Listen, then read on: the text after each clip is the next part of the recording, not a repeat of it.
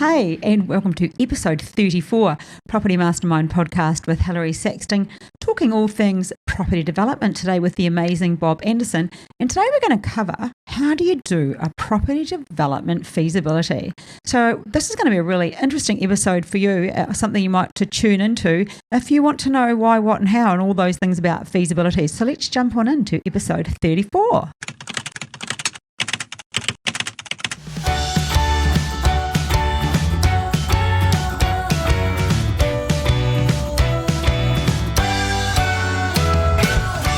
Hey, welcome to episode 34. Welcome to Bob Andersen.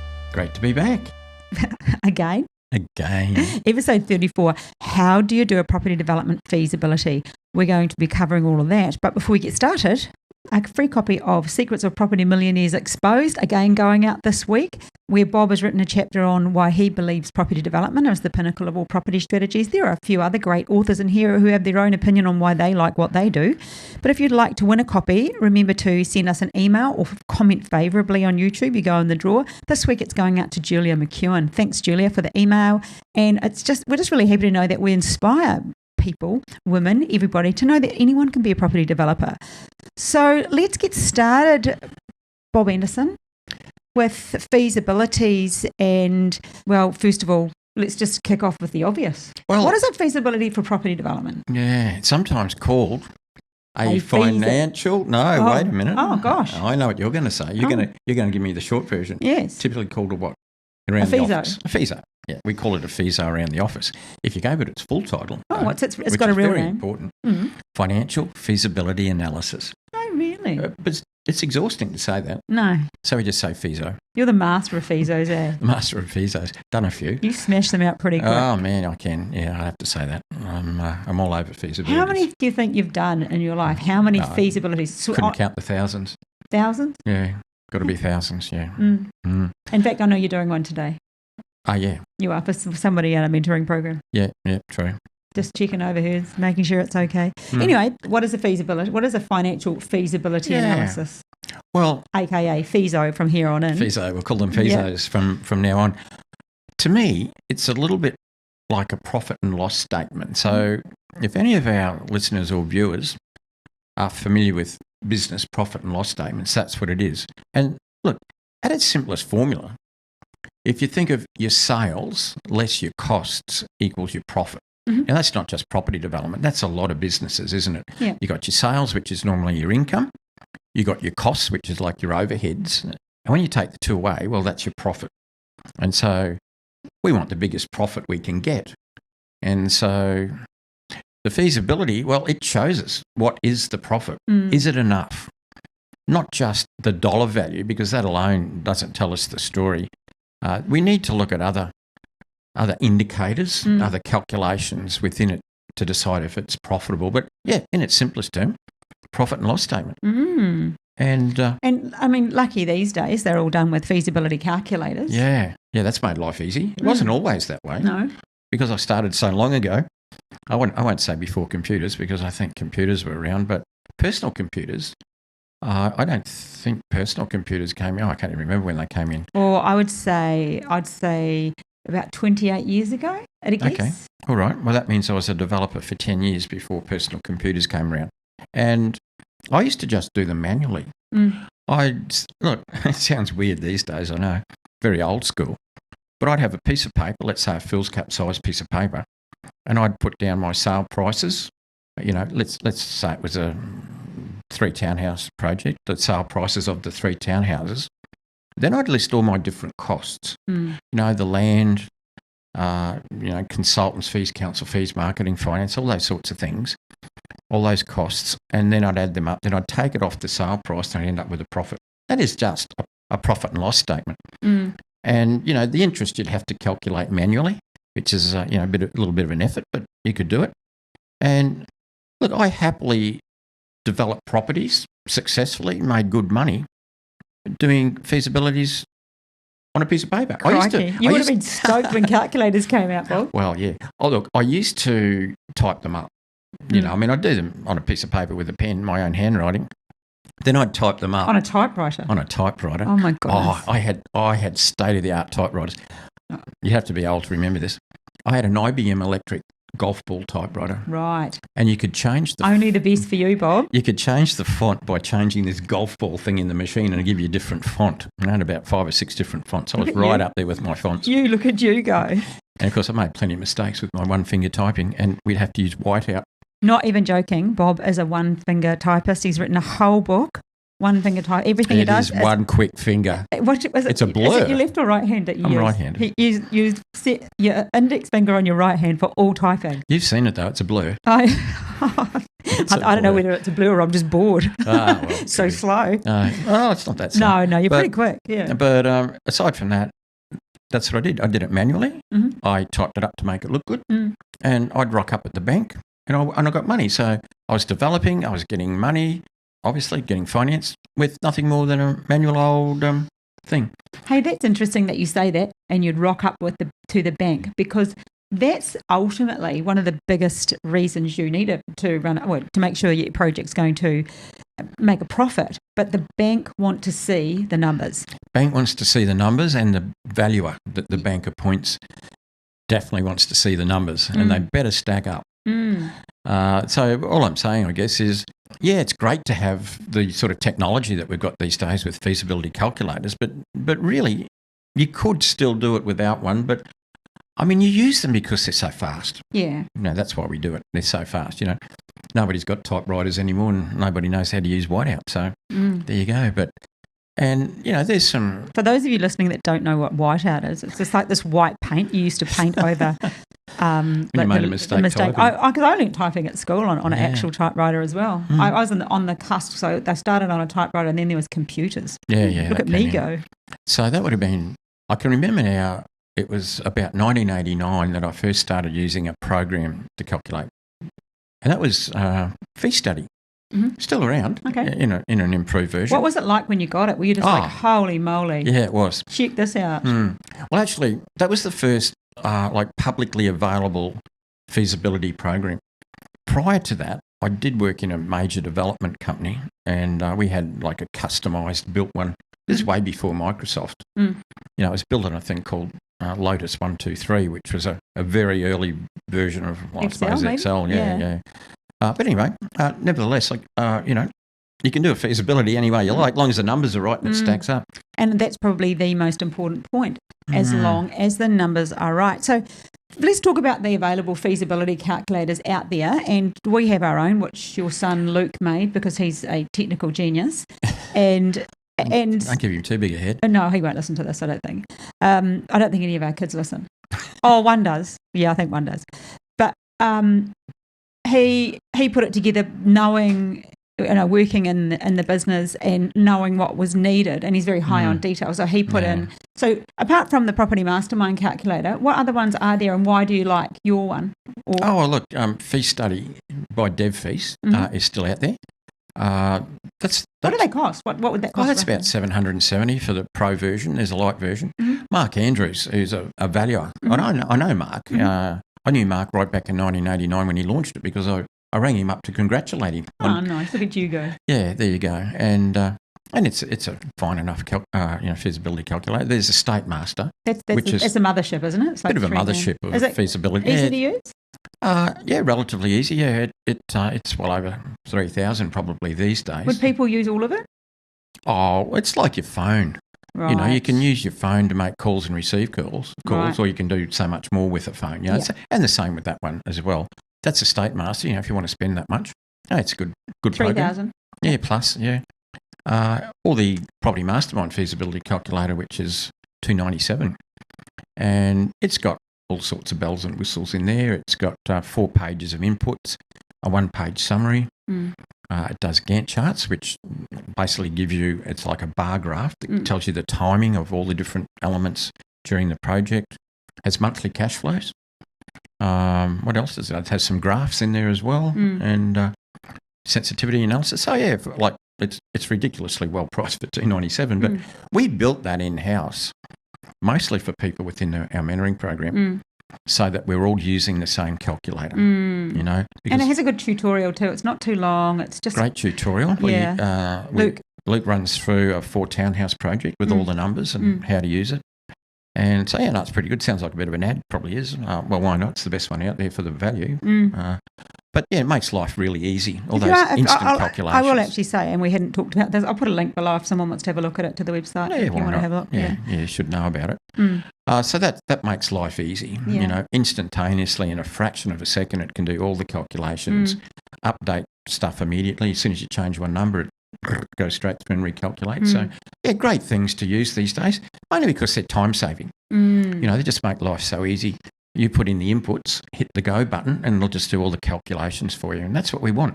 So, Bob, what do you find is the biggest problem with Feasos that people send through to you to have a look at? Obviously, no, that isn't open the door to send your Feaso to Bob. No, it's only people that we work one-on-one with that get to do that. But I would say 99% of the time you have to change them or alter them or point something out and teach them what to do, which you do teach them. But what's the biggest problem that you see people doing with the feasibility?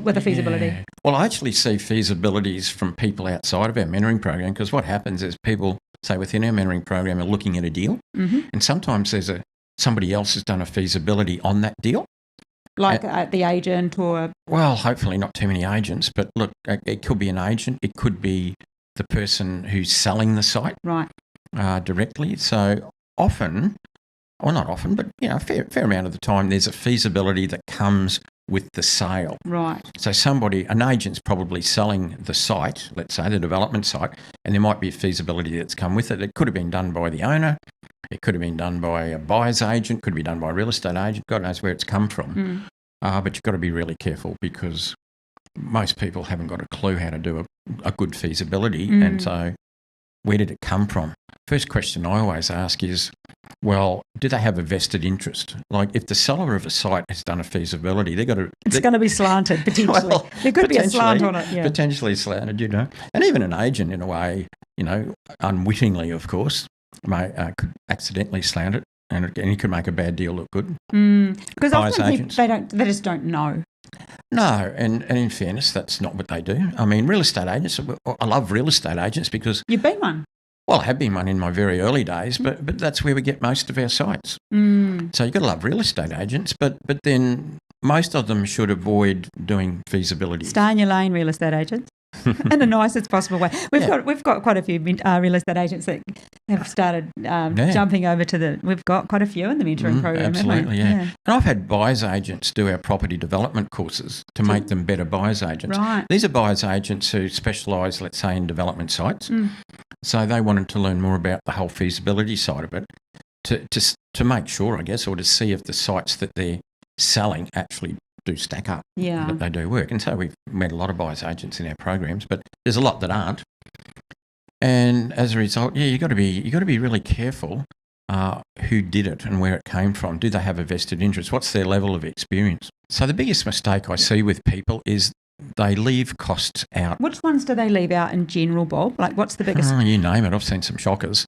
Often they leave GST out. I knew you were going to go GST. I often hear you say there's no GST, or it's in the wrong place, or it's just calculated at the wrong time. Not there. Yeah, not there. A lot of the time, no. And get costs wrong. Maybe, let's say, look, you can make a bad deal look good by just fiddling with the numbers. Tweaking the numbers, but sometimes it's not even tweaking them on purpose.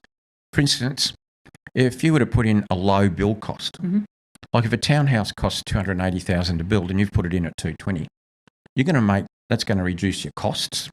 Assuming you got your sale prices right, it's going to give you a higher profit than reality, and that's the problem. So biggest problems I see, leaving stuff out like GST, getting wrong build costs in there, just leaving things out. Could be consultants' fees, marketing, anything. I've seen some pretty skinny feasibilities dished up, like 2-line ones. Dished like up to you. Land plus construction. So they've just got the land price, the construction price. They've taken that off the sale price and said, there's the profit. I'm thinking, well, Crikey. There's a bit more to it than that. Yeah. And there's some other costs that need to be taken into account, I think also a lot of the time people don't realise that a feasibility has to be correct for the bank, like we alluded to, and the valuer, for them to loan money. So it has to be correct because, we talked about this prior and we started having a conversation. We actually do a podcast before we even come on and because I get so interested and ask a few questions. But you've said in the past that people very often don't realise, they think, oh, well, I'm going to make 50,000 a townhouse, say on a 3 townhouse project. But that the bank is the one who requires the 20% margin. You know, that's the 80-20 borrowing capacity. Yeah, so if that's what you're going for. Yeah, so if you're looking at, let's say, commercial finance on a 3 townhouse project, it has to make probably somewhere between 17 and 20% margin. And what I mean by that is the profit expressed as a percentage of your total costs. And look, on a typical, let's say you're doing a 3-pack of townhouses and they're worth $600,000 each when you're finished. Well, those townhouses that would sell for $600,000, as a developer, you're creating them for about $500,000. That would be a normal 20% margin because you're making $100,000 on a $500,000 cost. That's 20%. That's the old favourite 20% that we often talk about. And so that's $100,000 per townhouse. So if you do a 3-pack, you're making $300,000. And what you're saying is, and I've seen it, some people might do a feasibility. It's not as profitable as it should be. And let's say instead of making the $100,000 that it should make on those $600,000 townhouses, it makes $60,000. And some people have said to me, oh, look, I don't really care because that means 3 of those, I'm still going to make $180,000. And, that's 3 years' work in my full-time job. So I'm quite happy if I just make $60,000. That's not the problem. The problem is the bank doesn't care. The bank wants more profit. Yeah. You have to have a big enough buffer in there. The profit has to be, 17 to 20% margin on cost. And so just because you're happy with $60,000, the bank wants something closer to $100,000. And so you're not going to get finance at 60. It doesn't matter what you're happy with. And so some people proceed like that. And so what do you see? There are plenty of other feasibility calculators out there and people make their own and there are other people out there who have them. What do you see as potential problems with using some of the others that are available out there? Well, not the ones we just spoke about. No, the good ones that are proprietary that you pay a good price for, they're good. But what I often see is people make their own little Excel spreadsheets up, and sometimes they get formulas wrong in them. I mean, I've had people, they join our mentoring program and they're using feasibility calculators that they got from somebody else's course.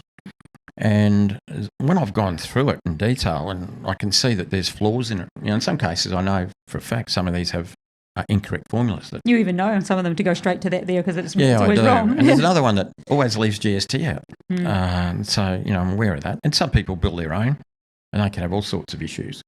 As I said, that's why at Property Mastermind, we built our own feasibility calculator so that when we're talking to people, we're using the same calculator. And and then you're comparing an apple to an apple. And so that's pretty important.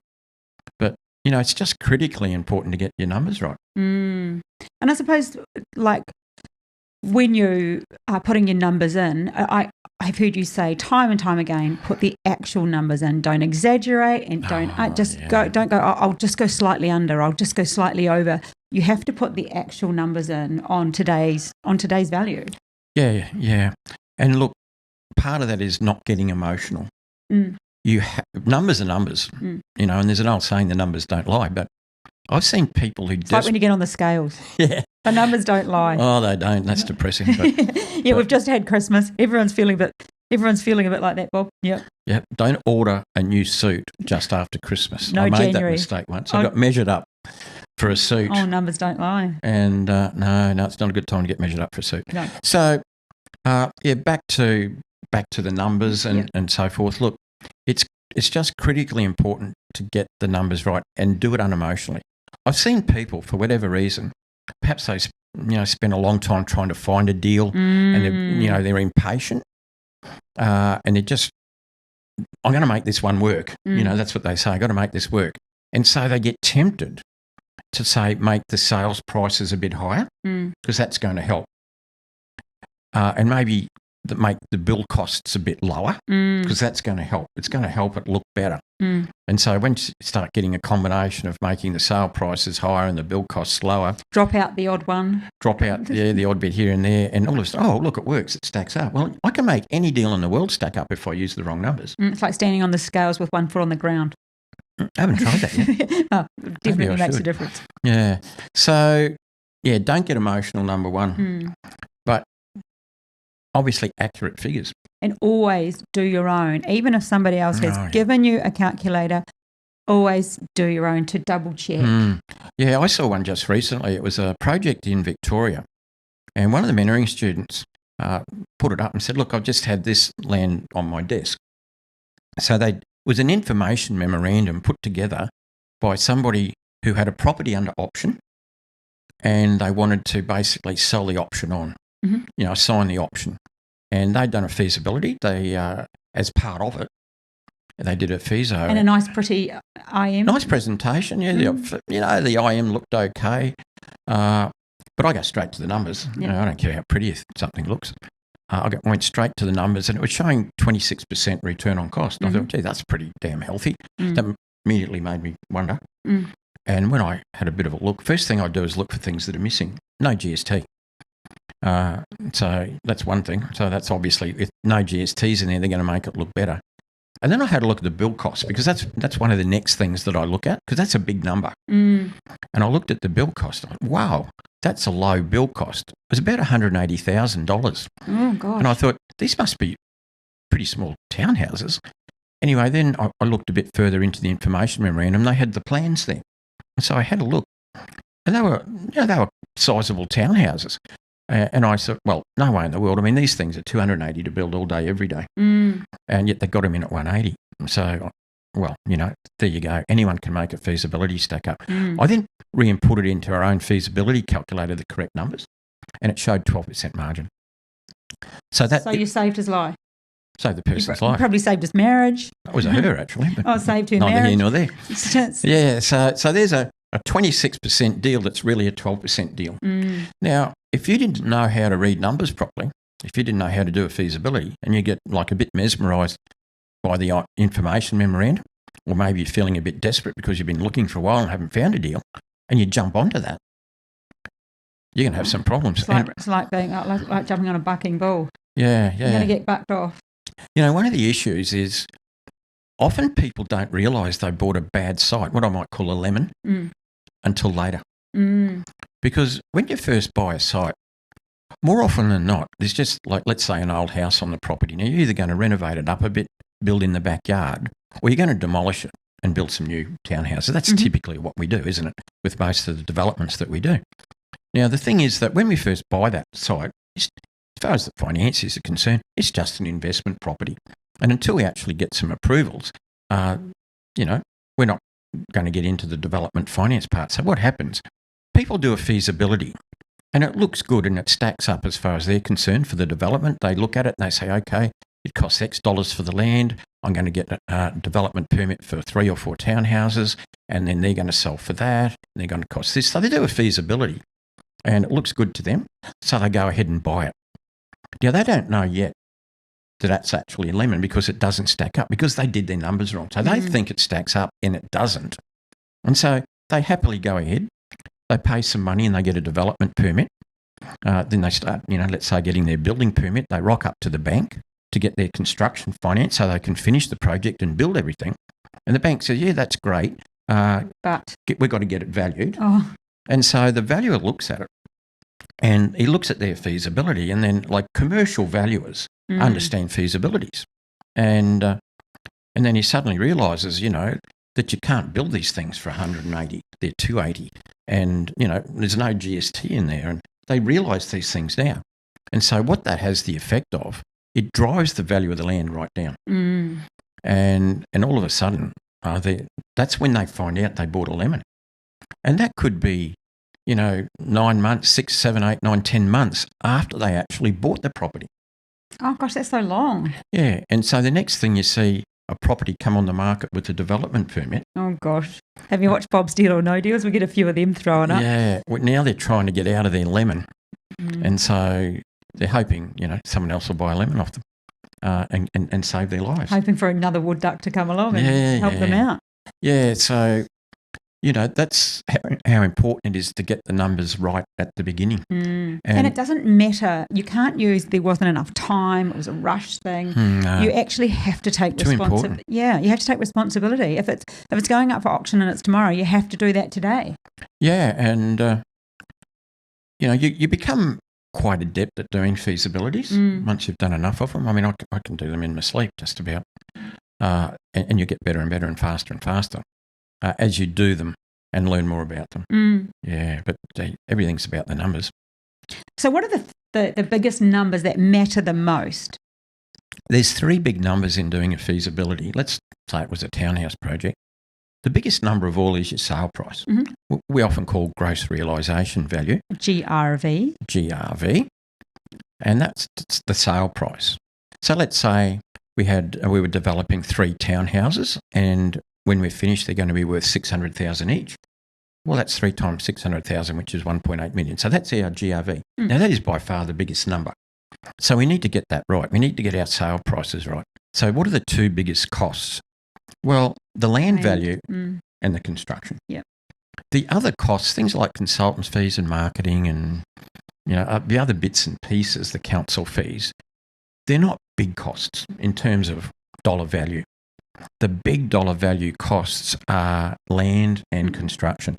And, in a typical capital city, middle of the market type development, the land plus the construction costs is going to be about 80% of your costs. Just those 2 items alone are going to be about 80% of your costs. So it stands to reason, if you're out there, you're out a lot. Like if you're under on your construction price, you're under on a big number. It's going to have an effect. If you were out on consultants' fees, not too bad. No, it's not going to make that big a difference. I think, and with the latest boom in development, there'll be a few people saved by the fact that property has gone up. So, but be aware if you're not doing good feasibility, if you aren't running or doing your own feasibility and you're not, double checking that this boom will slow down and flatten out, and then it will matter. It does matter anyway, but for those that have made mistakes in the last year or so, they will get away with it because of the climb. Yeah, but you can't long term rely on the market saving you. I've seen the market save plenty of people. You've seen it kill a few. I've seen it kill some, but I've seen it save some. But you have to learn the right way because it's not always going to save you. And I think the inspiration for this podcast is we were talking to somebody and they said, I took Bob's advice and went and got a buyer's agent. We were talking about buyer's agents a couple of days ago, and I said, and what was your feasibility? And they said, I just used theirs. And I'm like, what?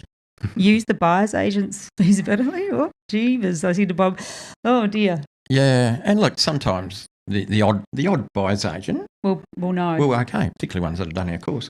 But yeah, you've got to be pretty careful. The lesson is there, whether they're right or whether they're wrong with their feasibility, the thing is you can't rely, you have to check it yourself. You've got to be responsible for your own. You have to, because whose backside is on the line for the finance. Yeah, you can't go back. You can't go back and say it's your fault, and they go, okay, so, and what? Then what? Yeah, and so you have to take responsibility. I always say that's one thing that you should take responsibility for is getting the numbers right. It's too important just to rely on somebody else and hope they can get it right. Have you ever got the numbers wrong, Bob? Own that one, have you? Oh, gee, I can't. Early days, you must have made some errors. Oh, probably minor ones, yeah. But you know what I'm like. I'm pretty analytical. I'm good on numbers. Yeah. I go into a bit of detail. Like I don't. Yeah. So I sort of. You're the only person I know that actually reads contracts from start to finish. Yeah. And in fact, you write them. Yeah. So nothing major. I mean, sure, I've made mistakes and been out a bit, but nothing that actually, killed a deal. I've done feasibilities where when I bought a site and then the market's changed afterwards, and let's say prices have gone backwards a bit, and so as a result, my sale prices ended up being lower than what I'd allowed for in my feasibility. But what that meant is I made less profit than I thought I was going to make. So instead of making, let's say I predicted I was going to make $100,000 profit per townhouse, and then the market, let's say it dropped $50,000 per townhouse, well, what that means is I made $50,000 instead of $100,000. So we take that back to that earlier scenario where Bob was saying, where people have said to him, I don't mind just making $50,000. That's why, because if the market does go backward, then you're making zero. Yeah, and banks know that, which is why they insist on a particular margin. But I mean, that's happened to me a couple of times where markets have gone backwards. But the beautiful thing is, as a property developer, our profit is a big buffer. That example I just said, $100,000 buffer, if you like, it's a profit. Things dropped 50,000, I still made 50. And on 3, so you made 150. Yeah, instead of 300. Yeah. So, and that's happened a couple of times. But if you think of it, the other side of the coin is that property goes up for a longer period than it goes down or flat, if you like. I mean, if it goes flat, it doesn't really matter because the numbers that you did at the beginning should be the same as the numbers at the end if things haven't changed. But sometimes, more often than not, property goes up more often than it goes down, obviously, otherwise property wouldn't keep going up, it does. And so more often than not, you end up selling at a higher price than what you did on your feasibility, when you bought the site.